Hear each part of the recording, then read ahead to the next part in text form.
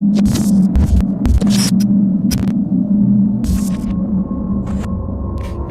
February the 12th, 1993, two 10-year-old boys named John Venables and Robert Thompson had tortured a 2-year-old boy named James Bulger to death. Video surveillance captured the killers. John Venables is shown here holding the boy's hand, while Robert Thompson is walking directly in front of the boy after they abduct the victim just moments before killing him. As they made their way through the shopping mall in Bootle, England, the older boys seemed like they could have been the brothers of the toddler, as some bystanders thought that day. Many of these witnesses later admitted that Bulger looked distressed. Some even saw the older boys punch and kick the 2-year-old, but most did nothing, and those that stopped and questioned the boys soon enough let them go on their way to ultimately murder the toddler. On the day of the killing, the boys had skipped school prior to kidnapping the toddler. They began wandering from shop to shop, stealing anything they could get their hands on, then tossed their stolen goods down an escalator just for the fun of it. It still remains unclear to this day who's to blame for the decision to lure the child away from his mother.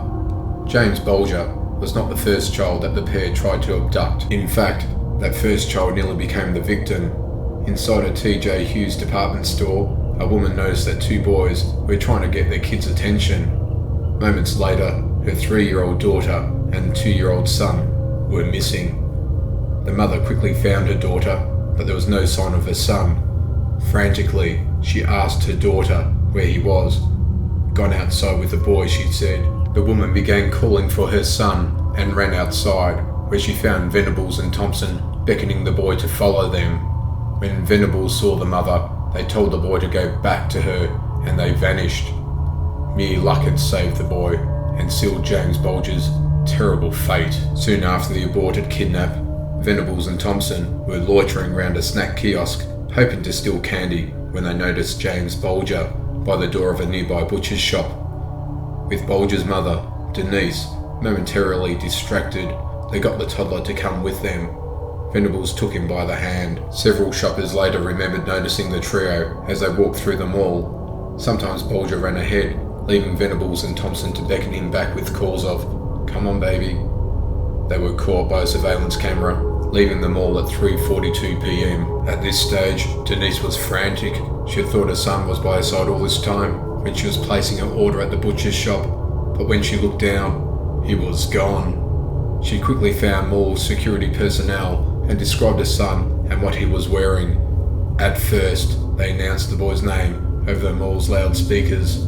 By 4:15 p.m, however, there was no sign of James Bulger, and he was reported missing to the local police station. Meanwhile, the trio had left the mall. The toddler began crying out for his mother. The older boys ignored him and continued down a secluded area near a canal. At the canal, they dropped Bulger on his head and left him on the ground crying. The woman passing by noticed Bulger but did nothing. Venables and Thompson then called for Bulger to come, and still he followed. By now, however, his forehead was bruised and cut, causing Venables and Thompson to pull the hood of the toddler's anorak over his head to try and hide the injury. Nevertheless, an additional passerby could still see the partially covered forehead injury, and one person even saw a tear on Bulger's cheek, but no one did anything. The older boys then meandered around Liverpool past shops, buildings and parking lots. They walked down one of Liverpool's busiest streets. Some witnesses later remembered seeing Bulger laughing, while others remembered seeing him resisting and even screaming for his mother. One person even saw Thompson kick Bulger in the ribs for resisting. Still, no one did anything. Soon after, a woman saw Thompson punch Bulger and shake him, but she pulled her curtains and blocked out the scene. But one bystander provided a glimmer of hope, however fleeting, for James Bulger.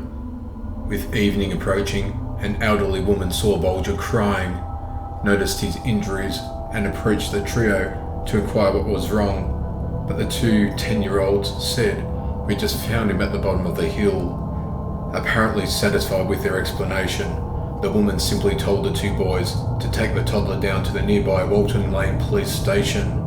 She called out to them once more as they walked away, but they did not look back. She was concerned, but another woman standing nearby said she heard James laughing moments ago, and so both assumed nothing was wrong.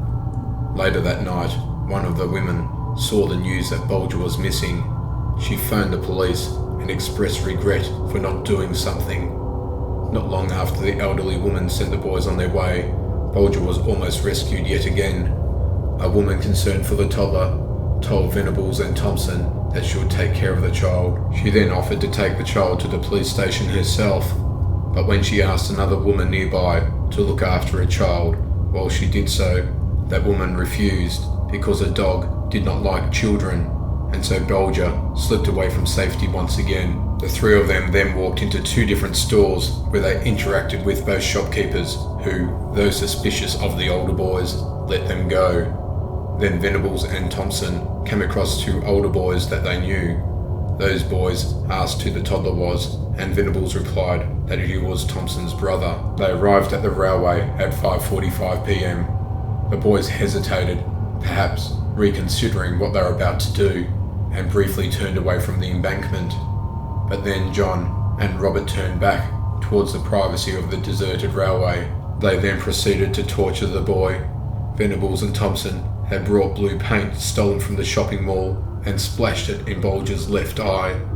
They then kicked him, pummeled him with bricks and stones, and stuffed batteries into his mouth.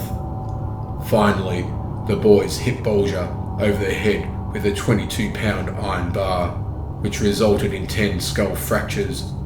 All in all, Bulger sustained 42 injuries to his face, head, and body.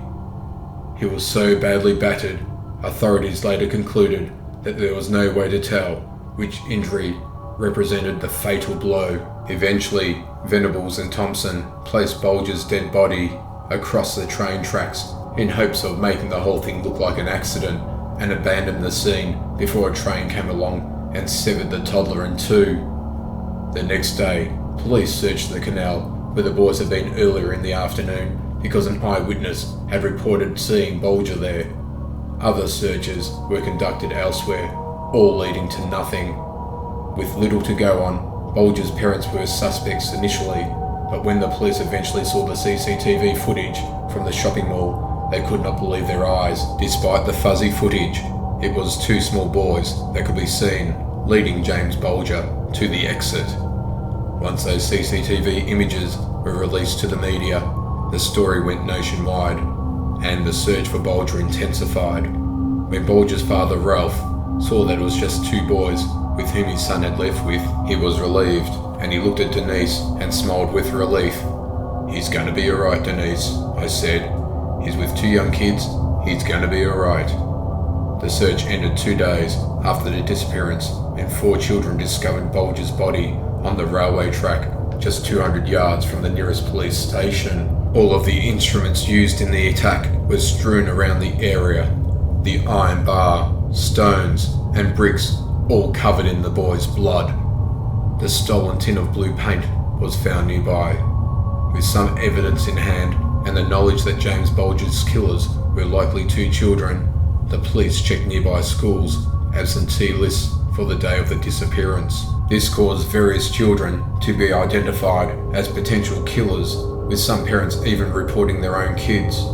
But it was ultimately an anonymous phone call to the police that implicated John Venables and Robert Thompson as the James Bulger killers. The caller told the police that Venables and Thompson were both absent from school on Friday and had noticed blue paint on the sleeve of Venables' jacket. The police then visited both boys' homes and discovered blood on Thompson's shoe and blue paint on Venables' jacket. Both boys were then arrested as James Bulger's killers. Venables and Thompson were then sentenced to serve at Her Majesty's pleasure, as its standard protocol for juvenile offenders convicted of murder or manslaughter. This indefinite sentence has no maximum but does have a minimum to be determined on a case-by-case basis. In this case, it was just 8 years, at which time the boys will be 18. After that point, the James Bulger killers were to be assessed, and if they weren't deemed to be a danger to society, released. By all accounts, Venables and Thompson showed no violent or aberrant behaviour in prison, but instead served their time for the James Bulger murder quietly and without incident.